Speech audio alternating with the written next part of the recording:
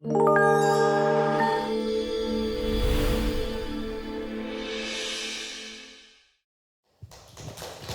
오늘 4차 산업혁명 핵심 기술 보호와 규제를 중심으로라는 주제로 발표를 준비했는데요. 제 이제 전문 분야인 지식재산권에 포커스를 맞춰서 발표를 준비했습니다. 시간이 많이 지연이 돼서 제가 이제 주최기관 소속인 관계로 빨리 개념 위주로 말씀드리고 발표 진행하도록 하겠습니다. 먼저 이제 4차 산업혁명의 특징과 요소를 간략히 살펴보고 4차 산업혁명의 핵심 기술이라고 할 수 있는 기술을 위주로 그 보호 및 활용 위주로 말씀을 드리겠는데요. 보호 대상이 확대되고 보호를 강화하면 또 그게 이제 광의의 넓은 의미의 규제가 되기 때문에 활용과 공유가 저해돼서 또 그 기술 개발과 혁신이 저해되는 문제가 발생될 수 있습니다. 그래서 보호와 활용 위주로 말씀을 드리도록 하겠습니다.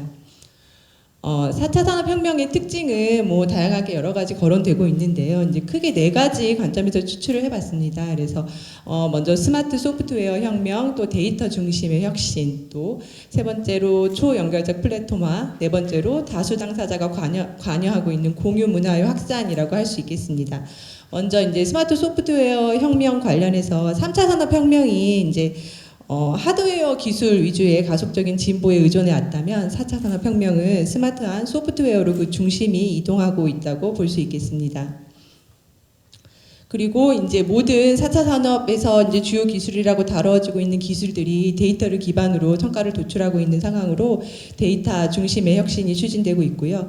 그리고 새로운 개념의 플랫폼이 출현함으로 인해서 이제 과거의 디지털 공간에서 물리적 공간까지 확장되는 플랫폼 연결이 진행되고 있고요. 플랫폼의 탈중앙화 등이 진행되고 있습니다. 그리고 다수 당사자가 관여하는 공유 문화가 이제 중요한 문화적 포인트라고 볼 수가 있겠는데요. 4차 산업혁명의 기술들은 이제 개방과 공유와 또 자가 발전이라는 특성을 가지고 있습니다.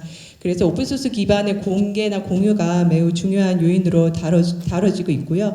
또 그 네트워크와 플랫폼 기반으로 하는 특성상 창작자나 발명자 또 침해자나 실시자의 구분이 어려운 그런 이제 복잡한 관계가 발생하고 있습니다.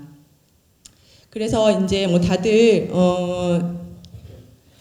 공감하시겠지만 4차 산업혁명의 이제 핵심 기술인 인공지능과 빅데이터, 그러니까 스마트 소프트웨어 중심이 되는 인공지능과 또 데이터 중심의 혁신의 중심이 되는 빅데이터 기술과 더불어서 또 제2의 이제 인터넷이라고 불리고 있는 블록체인은 이제 P2P 기반의 공유 문화 확산 이제 핵심 기술로 다뤄지고 있기 때문에 이 세 가지 기술을 중심으로 4차 산업혁명의 특성을 고려한 보호와 규제 체계 변화, 패러다임의 이제 변화의 필요성을 살펴보도록 하겠고요. 요런 이제 새로운 기술과 산업이 부상함에 따라서 보호 대상이 확대됨에 따라서 그 보호는 또 새로운 규제로 작용될 수 있기 때문에 그 반대의 측면에서 이용의 활성화 또 혁신의 그런 인센티브가 될 수 있는 그런 방안들을 같이 고려해 볼 필요가 있겠습니다. 먼저 인공지능 창작물의 보호에 대해서 살펴보겠는데요. 제일 먼저 발표해 주신 김경환 변호사님께서 자세히 이제 인공지능 창작물에 대해서 말씀을 해 주셨는데 주로 말씀해 주신 음악 뮤직이라든지 그림이라든지 그런 저작권 분야에서 창작을 넘어서 최근에는 이제 신약 개발이나 알고리즘 개발까지 그 인공지능의 영역이 넓혀지고 있습니다. 그래서 저작권 분야의 창작물뿐만 아니라 이제 특허 분야의 발명까지 인공지능이 진출해 있는 상황이고요. 최근에 이제 우리나라에서도 신약 개발, 신약의 최적 조성물이라든지 그런 약물 간 상호작용 예측할 수 있는 기술 개발들이 활발하게 이루어지고 있습니다. 이런 인공지능 창작물 발명물 모호에서 이제 법적으로 지식재산권법적으로 크게 이제 가장 문제가 되는 것들은 우리뿐만 아니라 이제 지식재산권법의 보호 체계는 인간 중심의 보호 체계로 되어 있기 때문에 인간이 아닌 그 AI의 창작물에 대해서 보호 범위와 그 권리 보호를 어떻게 해야 될지에 대한 논의라고 할 수가 있겠습니다. 그래서 이제 오늘 발표에서 주요 쟁점 사항으로는 인공지능 창작물과 발명품에 있어서 창작적 기여, 또 발명적 기여의 정도에 대해서 살펴보고 또 그에 이제 연관돼서 저작물의 요건이라고 할 수 있는 창작성과 특허의 요건이라고 할 수 있는 진보성의 판단 기준의 차이에 대해서 좀 살펴보도록 하겠고요. 그리고 이제 이게 자동적으로 발생하는 창작물과 발명을 지재권적으로 보호하게 됐을 때 그 보호의 정도로서 이제 보호 기간과 권리 침해 구제 수단에 대해서 간략히 말씀드리도록 하겠습니다. 먼저 오늘 논의의 대상은 이제 강한 AI는 일단 제외하고 이제 특정 목적을 위해서 일정한 자율적 판단을 수행하는 약한 AI와 관련되는 창작물 위주로 말씀을 드리도록 하겠습니다.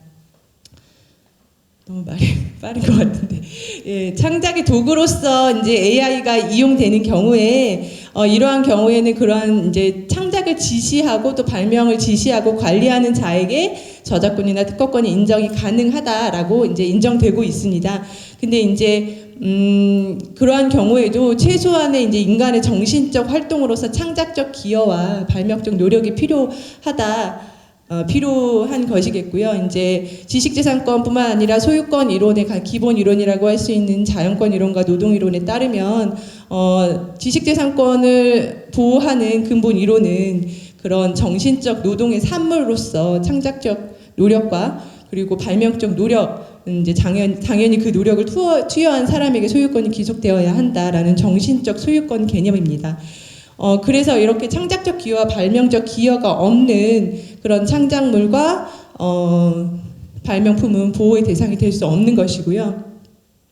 다만 이제 만약에 보호 대상이 될 수 없다면 뭐 인공지능에 대한 개발의 인센티브는 어떻게 보호될 것인가 논의를 해보면 이제 뭐 작곡을 하는 AI라든지 그림을 그리는 AI, 발명을 하는 AI 같은 것들은 그런 AI와 관련된 소프트웨어라든지 그런 AI가 적용된 기기 또 그런 AI를 활용한 어떤 창작 방법 등으로 특허로 당연히 보호가 됩니다. 그래서 AI 기술에 대한 인센티브로는 그렇게 보호가 될 수가 있고요. 이 논의에서 이제 중심은 그러한 이제 AI 소프트웨어가 만들어낸 창작물, 아까 보신 뭐 렘브란트 화풍의 그림이라든지 또 AI가 만들어낸 그런 음악 이런 것들에 있어서 인간의 정신적 활동으로서 창작적 기여 또 아까 신약 개발하는 AI가 만들어낸 이제 신약에 대해서 발명적 기여를 어느 정도 인정할 것인가의 문제라고 할 수 있겠습니다. 그래서 이제 전혀 이제 요거를 창작적 또 발명적 기여가 있다고 볼 수 없는 뭐 단순한 명령어 입력이라든지 뭐 클릭 한 번이라든지 그런 경우에는 이제 저작권이나 특허권을 인정할 수 없다고 보는 것이 타당하겠고요. 일정 부분 아까 이제 김경환 변호사님 말씀하신 공동 저작물이라고 볼 수 있다든지 또 공동 발명이라고 볼 수 있는 창작적 기여나 발명적 기여가 있는 경우에는 이제 권리가 인정될 수 있겠고 또 그에 대한 판단 기준이 필요하다고 볼 수 있겠습니다.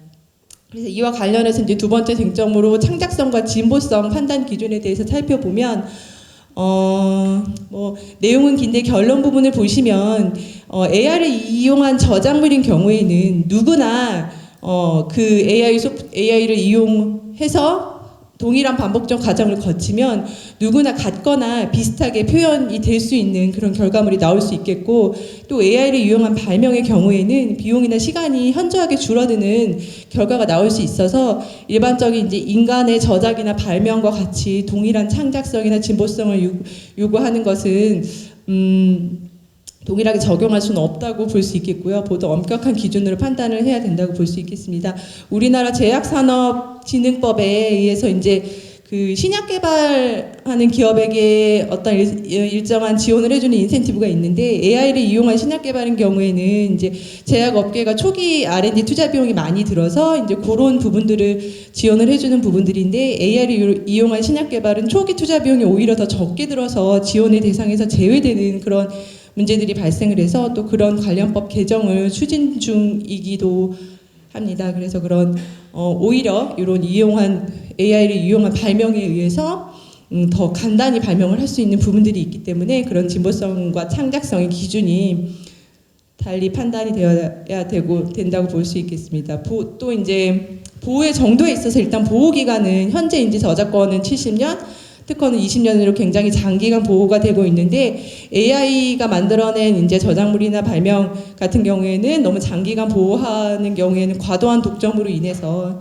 그거에 대한 또 부작용이 발생할 수 있겠고 활용과 공유가 저해되는 현상이 발생될 수 있기 때문에 뭐 약한 저작권으로 보호해야 된다, 좀 더 약한 기준으로 보호해야 된다는 논의들이 많이 있습니다.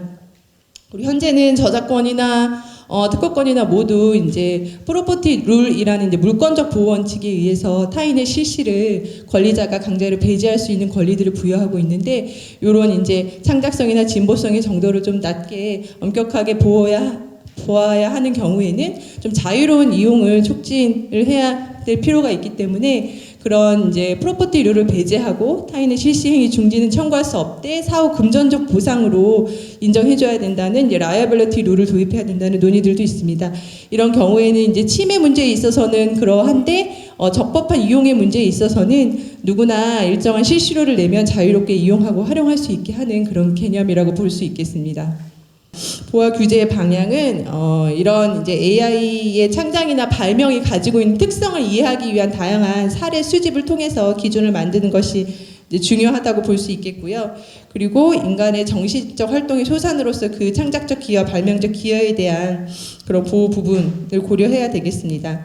또 보호 기간을 좀 축소하고 권리 침해에 대한 구제 수단으로서 이제 라이어빌리티 룰을 인정하는 그런 검토들도 필요하다고 보겠고요. 그리고 이런 관련 이제 지재권적 논의에 있어서 기존 저작권법이나 특허법에서 이제 그 특별 규정이라든지 법 개정으로 보호를 해야지 된다는 그런 논의와 또 이런 AI 창작물과 발명품들을 같이 엮어서 특별법으로 제정을 해야 된다는 논의들도 있습니다. 저 이제 개인적인 견해는 아까 이광호 박사님 말씀하셨지만 특별법이 너무 많아서 특별법들이 생기다 보면 또 중복 규제 문제도 있고 또 각 법률 간에 모순되는 그런 결과가 발생되는 문제들도 있어서 특별법으로 제정하는 것보다는 지금 현재 지재권법 체계 내에서 해결하는 방안을 모색하는 것이 타당하지 않나 하는 것이 개인적인 견해입니다. 네, 다음으로 이제 데이터 중심의 혁신을 살펴보도록 하겠습니다. 이제 4차 산업혁명의 핵심 기술로 빅데이터가 계속 많이 논의되고 있는데 지식재산권 관점에서 이제 보호가 되는 데이터베이스와 현재 이제 4차 산업혁명에서 이제 주요 기술로 빅데이터의 개념은 좀 다른 것 같습니다. 근데 지재권에서 보호되고 있는 데이터베이스는 일단 정보를 이제 체계화한 집합제 또 선택과 구성의 배열에 있어서 어떤 일정한 노력이 들어가고 체계적으로 검색할 수 있도록 하고 이런 개념들이 들어가야 되는데 빅데이터의 일반적인 개념은 그 규모가 방대하고 생성 주기가 짧고 또 다양한 형태의 데이터를 포함하는 대규모의 데이터를 말하는 것으로서 빅데이터의 그 일반적인 개념 자체로는 현재의 이런 지재권적인 보호 대상이 되기는 어렵다고 봅니다. 그래서 저작권법상 이제 데이터베이스 제작자의 권리를 보호하고 있는데 그 이제 정의를 보시면 소재를 체계적으로 배열 또는 구성한 편집물이어야 되고 개별적으로 소재에 접근하거나 소재를 검색할 수 있도록 한 것이라고 정의하고 있어서 일반적으로 이제 비정형 데이터나 기계가 생성한 데이터라든지 무작위로 수집한 AI 학습용 데이터 등은 현재 보호의 대상이 되기 어렵습니다. 그래서 이제 4차 산업혁명의 주요 기술로서 빅데이터 데이터 중심의 혁신을 위한 검토 사항들을 살펴보면 일단 현재 이제 저작권법상으로 보호가 되기 어려운 그런 데이터의 보호 문제와 또 보호를 하다 보면 공개가 제한되어서 활용이 제어되는 문제가 있기 때문에 공개를 유도하기 위한 측면과 또 그런 활용을 촉진하기 위한 측면으로 살펴볼 수 있겠습니다. 네, 아까 말씀드렸다시피 현행 우리 저작권법상 데이터베이스의 보호는 이렇게 일정한 요건을 충족한 경우에 그 데이터베이스 자체를 보호하는 것이 아니라 그 데이터베이스 생성에 이제 상당한 노력과 투자를 한 데이터베이스 제작자에게 일정한 권리를 부여하고 있는 법 체계이고요. 그리고 개별 소재에는 권리가 미치지 않습니다.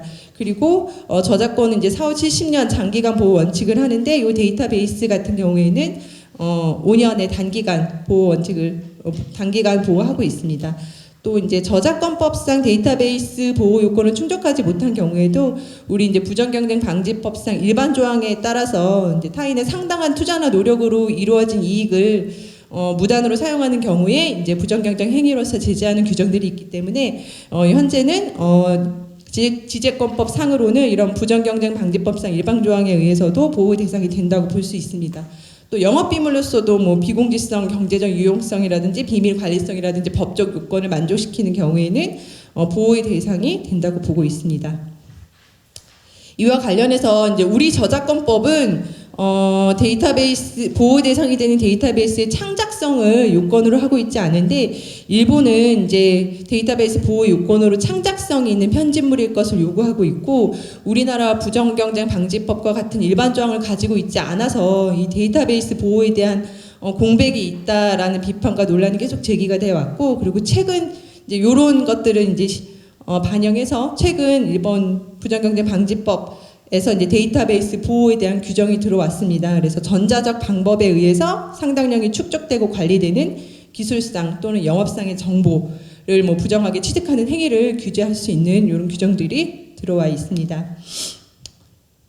데이터의 공개와 관련해서 우리나라 이제 공공데이터 포털에서는 공공데이터를 공개해서 이를 편리하고 효율적으로 이용할 수 있게 다양한 공공데이터를 공개하고 있고 그런 활용 사례들도 뭐 상도 주고 공개도 하고 이런 권장하고 있습니다. 그리고 또 요즘 이제 보건의료 데이터 관련해서 가장 첨예하게 많이 문제가 되고 있는데 개인정보와 또 관련해서요. 그래서 우리나라는 이제 건강보험 시스템이 잘 돼 있고 또 병원의 전자의무기록 시스템도 잘 되어 있어서 전 세계적으로 이제 공공 분야나 민간 부분에서 모두 다 보건의료 데이터가 상당 부분 축적이 잘 돼 있는 상태라고 합니다. 근데 이런 이제 것을 데이터로 활용할 기술 플랫폼이라든지 활용 방안 등이 좀 미약해서 이런 것들에 대한 뭐 맞춤형 정밀 의료라든지 개인의 어떤 유전자 정보를 활용하기 위한 이런 내용들이 계속 개선을 위해서 진행이 되고 있습니다. 이와 관련해서 가장 문제가 되는 것이 이제 개인정보보호법일 텐데요. 우리 이제 그러니까 일반적으로 알기로는 개인 정보를 비식별화된 조치로서 처리하는 경우에는 이용할 수 있다라고 알고 있는데 이 이제 비식별 가이드라인이라는 것이 있는데 그게 법적 근거가 좀 불명확해서 논란의 소지가 있습니다. 그래서 개인정보 비식별 조치의 가이드라인을 법적 근거를 명확하게 하는 그런 조치가 필요할 거고요. 그리고 현재는 이제 개별적 사전 동의를 요하고 있는데 얘를 이제 사후 동의 방식으로 바꾸자라는 논의들도 있습니다. 그리고 이제 보건복지부에서 의료정보 빅데이터 관련 법제도 정비를 계속 추진하고 있고요. 그리고 이제 저작권법 상의 데이터베이스의 공정위원과 관련해서 관련 규정들을 살펴보면 각 나라마다 좀 다양하기는 한데요. 우리나라는 일단 비영리 목적으로 교육, 학술, 연구를 위해서 사용할 수 있도록 규정이 되어 있어서 이제 빅데이터 이용에 있어서 일정 부분 영리 목적으로도 허용할 수 있는 공정, 페어유지 규정을 도입해야 된다는 논의들도 있습니다.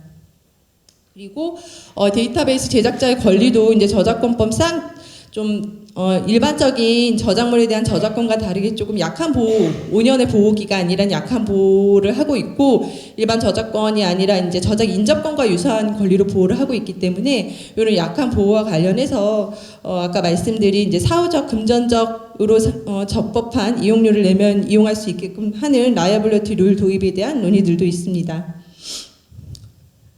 이와 관련해서도 이제 빅데이터 산업 진흥이랑 활용을 위해서도 다양한 특별법들이 추진됐다가 뭐 폐기가 되고 뭐 논의 중이고 하고 있습니다. 그래서 그런 이제 얘도 아까 이제 인공지능 창작물에 대한 논의와 비슷하게 현재 법 체계 안에서 별도 규정을 마련하는 방안과 별도 입법 방안에 대한 논의들이 진행 중입니다.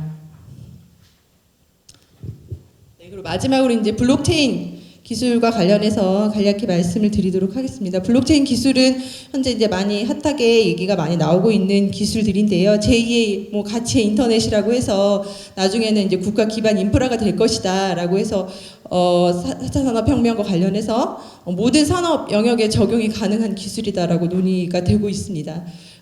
그래서 저는 이제 지재권을 하는 사람 입장에서 이런 블록체인 기술과 관련해서 지재권 관리에 있어서 적용 사례 위주로 발표를 준비하긴 했는데요. 일단 간략한 기술의 개요를 말씀드리면 많이 알고 계시겠지만 블록체인은 이제 참여자들이 가지고 있는 유형 또는 무형의 자산을 스마트 계약을 기반으로 거래를 투명하게 공유하는 기술이라고 정의되고 있습니다. 여기서 이제 얘기하는 스마트 계약은 거래 조건을 자동적으로 거래 조건을 제시를 해서 거래 조건을 충족하는 경우에는 자동적으로 거래 계약이 체결되게 되고 실시료나 사용료도 자동으로 지불되게 하는 그런 시스템이라고 생각하시면 되겠고요. 블록체인 기술도 결국은 프로그램, 알고리즘, 소프트웨어의 일종이라고 기술이라고 보실 수 있겠습니다. 그래서 이렇게 뭐 공유 원장인 구조를 간략히 그림을 그려놨는데 각각의 거래가 원장에 기록이 되고 노드라고 불리는 각각의 그 거래자들이 그 거래를 승인함으로써 검증하고 그래서 동시에 다 검증이 돼야지 이 거래의 기록이 생성되는 거기 때문에 해킹이 좀 어렵고 불가능하고 고유의 이제 원장마다 해시값이 생기고 해서 이런 P2P 중앙 기관 없이 P2P를 통해서 그런 데이터의 투명성과 분산화를 확보하는 기술이라고 볼 수 있겠습니다. 블록체인 기술의 적용 분야는 현재 뭐 거의 모든 산업 영역에 적용이 가능하다라고 논의가 되고 있는데 관련 특허 출원 동향도 잠깐 말씀드리면 블록체인의 기본 기술은 2008년에 그 나카모토 사토시라는 사람이 익명으로 공개한 논문에 기술되어 있는 기술로서 자유기술로 공개되어 있습니다. 그래서 이미 자유기술이라서 누구나 다 이용할 수 있는 기술인데 이제 오리지널 기술은 그렇고 그에 대한 관련된 특허 출원은 다 응용 활용 분야입니다. 그리고 가장 많은 것이 이제 BM 특허로 특허가 되고 있는데 블록체인 관련 특허들을 찾아보면 비즈니스 발명 특허로 좀 특허성이 부족한 부분들이 많이 있습니다. 일반적인 영업 방법에 대한 부분들이 많이 있어서 향후 이런 특허성에 관한 논란들도 생길 수 있지 않나라는 생각이 듭니다. 지식재산 관리에 이런 블록체인 기술 적용 사례가 이제 민가 부분에서 나오고 있어서 몇 가지 말씀드리면 미국 이제 코닥사에서 사진 저작물 관리 시스템으로 코닥원이라는 것을 운영을 하고 있습니다. 그래서 사진 저작물을 블록체인에 같이 올리고 그 코닥 코인이라는 자체 암호화폐를 통해서 거래할 수 있게끔 하는 기술입니다. 그래서 지금 저작물 관련해서 신탁관리단체의 이익 배분 문제가 이제 첨예하게 얘기가 되고 있고 저작자에게 정당한 이익이 돌아가지 않는다라는 비판들이 많이 있어서 그거에 대한 대안으로 저작권 분야에서 먼저 블록체인 기술이 적용 사례들이 많이 나오고 있습니다. 그리고 상표권과 관련해서 이제 미국에서 코그네이트라는 사이트가 있는데 미국은 이제 상표 커먼로에 의해서 사용주의 국가이기 때문에 상표의 사용을 증명하기 위한 어떤 증명 사실을 제시를 하면 이 사이트에서 그를 검증을 해서 별도의 체인 마크를 부여하는 시스템입니다. 그래서 상표 사용의 증거, 거래의 증거가 될 수 있는 이런 사이트도 있고요. 우리나라도 지식재산 거래 플랫폼이라서 엔퍼라는 사이트가 있는데 이게 어떤 식으로 운영이 되고 활용이 되고 있는지는 아직 좀 살펴봐야 될 것 같습니다. 좀 활동이 미미한 것 같기도 하고요. 네, 현재는 이제 지식재산권이 중앙기관에서 이제 특허 같은 경우에는 심사와 등록에 의해서 관리되고 있기 때문에 이런 지식재산 관리에 블록체인 기술을 적용하는 경우에는 이런 등록부를 블록체인 원장의 개념으로서 스마트 아이 등록부를 생성을 해서 거기에 권리자가 자신의 이제 권리에 대한 라이센스 조건을 명시를 하고 그걸 이용하고자 기술을 이용하고자 하는 사람들이 그 스마트 계약을 체결할 수 있게끔 하는 그런 형태로 그럼 기술의 활용이라든지 공유가 더 활발히 이루어질 수 있는 예, 그런 관리로 전망이 되고 있습니다. 그리고 아까 상표 사용과 관련해서 현재는 상표의 식별력이라든지 사용과 인증, 사용에 대한 증명 수단이 많이 문제가 되고 있는데 그에 대한 해결책도 될 수 있고요. 그리고 블록체인은 타임스탬프 기능이 있어서 내가 진정한 발명자인지 창작자인지 그에 대한 증거로서 활용할 수 있는 부분들도 있습니다.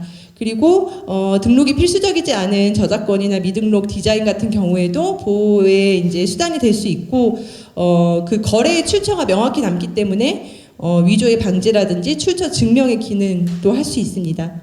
해결해야 할 문제들도 뭐 여러 가지들이 아직 있는데 최근에 뭐 그 거래소 해킹 사건도 있었지만 보안성의 안정성 문제도 있고 블록체인의 확장성과 그 투명성을 보장을 하려면 노드가 충원이 돼야 되는데 지식재산 거래에 있어서 그런 노드 충원이 될 것인가에 대한 그런 문제도 있을 수 있겠습니다.